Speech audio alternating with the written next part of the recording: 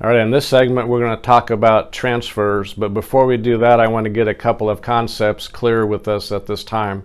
One is base of support and the other is center of gravity. So whenever your feet are touching the floor, when you're standing, your feet are your base of support.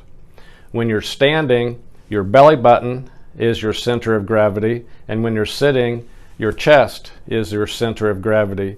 In order to maintain your good posture when you're standing, you need to keep your center of gravity of your chest over the center of gravity of your belly button, over your hips, and through your feet. So that gives you the proper alignment of the center of gravity over the base of support.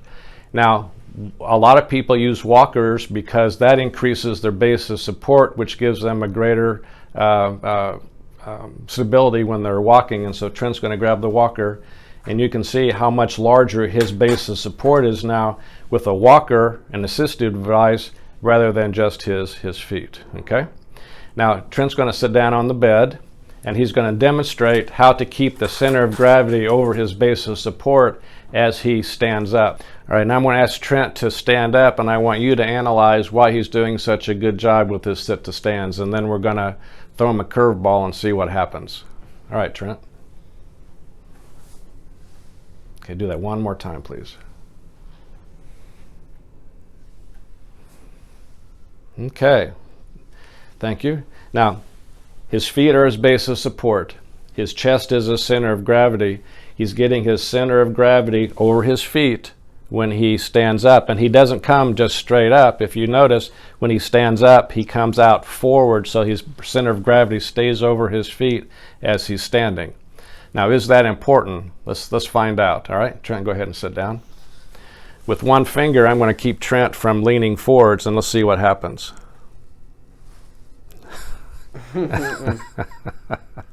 So if you prevent a patient from leaning forwards, you basically handicap them from being independent to being dependent just by the way you position yourself with the patient. And that happens a lot if you get in too close to the patient like this and don't allow them to lean forwards. You're basically handicap their ability to assist you in the process of standing up. All right, to further demonstrate how important it is to keep your center of gravity over your base of support, we're going to throw Trent a curveball right now. Trent just had knee surgery. He's older. He has arthritis in the other knee. He can't bend his knees to put his feet underneath his knees. So that, let's see how Trent stands with his ability not to be able to bend his knees. See how much more effort it took for him to stand up. An older person, if they have not the ability to bend their knees to get the feet underneath their knees, they are going to need more help to stand up. Okay? So just be prepared for that. Now let's test the limits of stability. I'm going to have Trent stand up. He's going to have his feet pretty much shoulder width apart. His belly button is going to be moving from side to side, and I want you to guess when Trent loses his balance and falls on the floor. All right? Trent? Mm-hmm. All right. When did you lose your balance? I'd say right when that belly button got outside to my center gravity got outside to my one leg. Okay, let's go ahead and lean forwards. Now, guess when he's going to lose his balance now? When his belly button, his center of gravity, got in front of his toes, he fell forward. Now he's going to lean backwards, and guess when he's going to lose his balance? When his center of gravity got behind his heels. So when you're walking a patient, you have a very limited balance that the patient has, and so that's why we use the gait belt, which we'll demonstrate at a later session. And that's also why a lot of people have a fear of falling, because they do not have the ability to shift their weight very well from side to side, and they have a fear of falling whenever they get up on their feet. So the fear of falling is a very real aspect, that a patient is just scared to death that they're going to fall because they've fallen many times in the past, and we may think they have the ability to stand up, but the fear of falling is basically keeping them from doing normal functional mobility because they are so scared of falling because they have such limits of stability. Another important aspect of safe standing and safe mobility, besides keeping the center of gravity or the base of support, is basically the patient's somatosensory system, which means they use their vision an awful lot in order to maintain their balance. When we stand up, we automatically orient on the vertical and horizontal aspects of the room so that we know whether or not we are standing straight or if we're leaning. So if a patient has poor vision, if the room is dark, they don't have those objects to orient on, they're at a higher risk of falling. Also, if a patient has swelling in their legs with lymphedema or after surgery, their foot is swollen, they have less proprioception on their foot, so they can't tell if they're putting weight correctly on their foot or not. They can't tell if the weight is on their heels, which causes them to fall backwards. They can't tell if their weight is on their toes, causing them to fall forward or side to side. So just assess the patient's sensation as well as their proprioception, and if they have vision issues, just be aware that that will affect their mobility as well. Now this is where we're going to put it all together and actually work on actual transfer skills at this time. So remember how Trent was standing up? He leans forward with his center of gravity or base of support and stands up. Okay, now go ahead and sit down. Now, whenever I have a patient stand up, I ask them to help push with their hands on the bed, or if they're in a wheelchair, to push with their hands on the wheelchair to help with the actual lifting aspect. So Trent's going to go ahead and stand up, you pushing up. All right.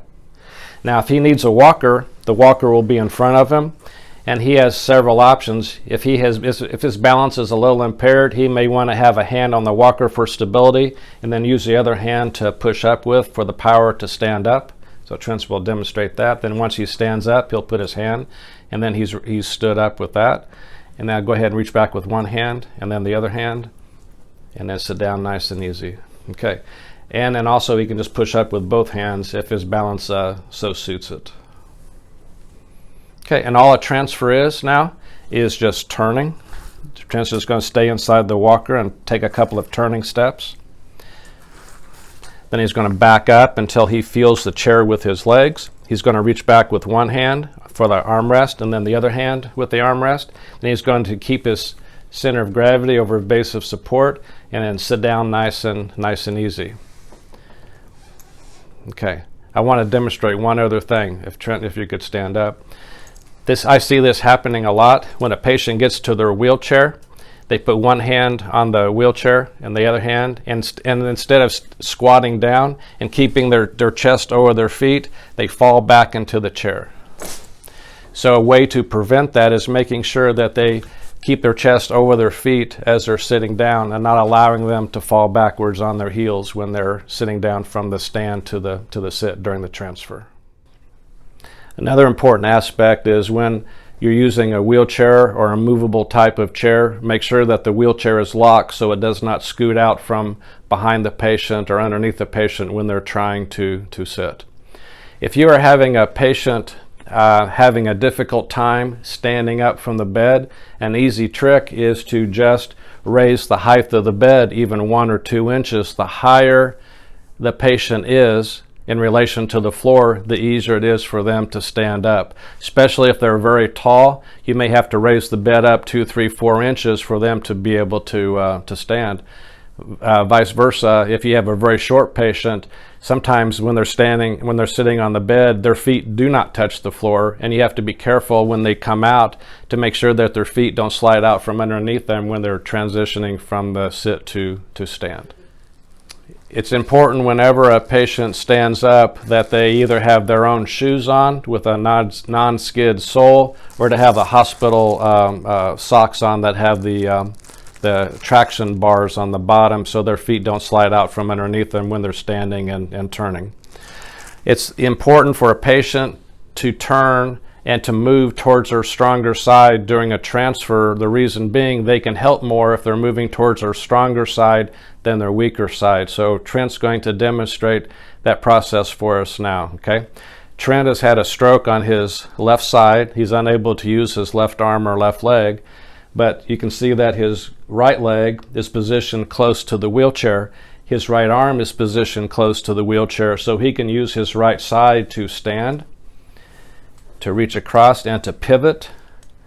And then he's close enough to the chair where he can safely sit down into the chair. Now Trent's going to come back just quickly over here. Now Trent has had a stroke on the opposite side. he's unable to use his right side or his right arm or his right leg. And so as he stands up, it's pretty clear that he is unable to reach across for balance with the wheelchair. And as he turns, he is farther away from the chair because he's turning away from the chair because his stronger leg is farther from the chair. And so when he sits down, he's too far from the chair in order to sit down safely. So you're going to either have to move the patient back or move the chair forward for him to sit down safely. So the take-home message is the patient can always help more if they're transferring to their stronger side, whether it be a stroke or an orthopedic surgery, etc. If you can, move the patient towards their stronger side. At this time, we're going to talk about 3 different types of transfers than just the ordinary stand pivot transfer with a walker. Okay. Whoa. Yeah. It wasn't quite as tight as it needed to be. Got those cat-like reflexes. It started to move on me. I said, I don't think that's what we wanted to do. Whoa, forgot about the lights. Yeah. And that helps. You're getting a little dark. Whenever we're wearing black, it always hurts. So, all right, gentlemen. Another transfer technique is to use the overhead lift. It's not something that we use generally as first recourse because we want the patient to use their muscles and stay strong and to work on functional skills. But sometimes a overhead lift is very necessary in order to get a patient safely to the commode or to the wheelchair, etc. Okay. How to use the overhead lift will be done at another video.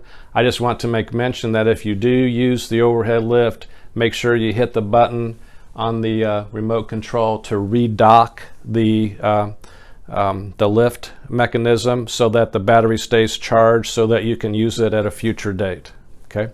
And also, if a patient does happen to slide out of bed or to end up on the floor in the patient room, the overhead lift system will lower all the way to the floor so that you can put a sling underneath the patient and use the overhead lift to get them back into bed safely without us hurting or straining our backs in order to help the patient back into bed. So just an important consideration that you can use the overhead lift to get a patient up off the floor if necessary.